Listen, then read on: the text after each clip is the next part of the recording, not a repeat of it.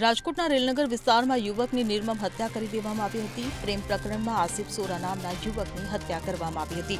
રાજેન્દ્ર રાઠોડ નામના શખ્સ સાથે યુવકનો ઝઘડો થયો હતો, ત્યારે રાજેન્દ્ર રાઠોડની પરિણીત પુત્રી સાથે આસિફને પ્રેમ થયો હતો।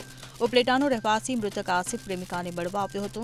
પિતા રાજેન્દ્ર ઘરમાં બંનેને જોઈ જતા આસિફ પર હુમલો કર્યો હતો। રાજેન્દ્રએ છરી વડે હુમલો કરતા આસિફ ગંભીર રીતે ઘાયલ થયો હતો। ગંભીર રીતે ઇજાગ્રસ્ત આસિફને હોસ્પિટલ ખસેડાતા સારવાર દરમિયાન તેનું મોત નીપજ્યું હતું।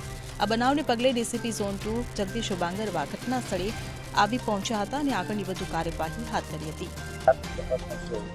પ્રદ્યુમ્નગર પોલીસ સ્ટેશનના રેલનગર વિસ્તારમાં એક હત્યાનો બનાવ બનેલ છે, જેમાં હકીકત એવી છે કે મરણ જનાર જે ઇકબાલભાઈ આસિફભાઈ સોરા છે, ઉપલેટાના મૂળ રહેવાસી છે।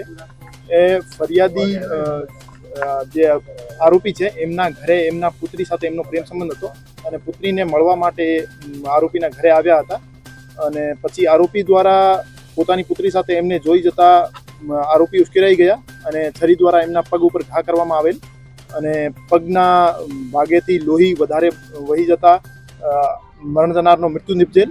અત્યારે આરોપી જે છે રાજેન્દ્રભાઈ રાઠોડ એમને પોલીસ કસ્ટડીમાં લઈ લેવામાં આવ્યા છે અને પોલીસ દ્વારા ક્રાઇમ સીન ઉપર વિઝિટ કરી પુરાવા એકત્ર કરવાની તજવીજ ચાલુ છે અને આરોપીની વધુ પૂછપરછમાં જે પણ વસ્તુઓ સામે આવશે આના આધારે તપાસ આગળ વધારવામાં આવશે। પ્રેમ સંબંધ પ્રાથમિક દ્રષ્ટિયા એવું જાણવા મળ્યું છે કે આરોપી જે છે 65 વર્ષીય છે અને એમની પુત્રી સાથે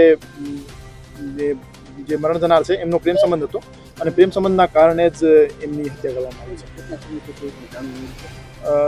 છેલ્લા 2 વર્ષથી પ્રેમ સંબંધ હતો એવું જાણવા મળ્યું છે।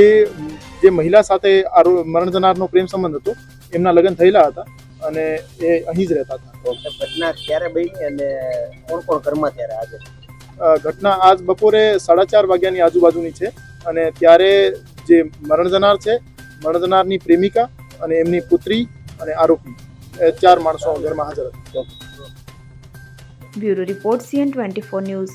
હવે જુઓ દેશ દુનિયાની તમામ ખબરો તમારી આંગળીના ટેરવે।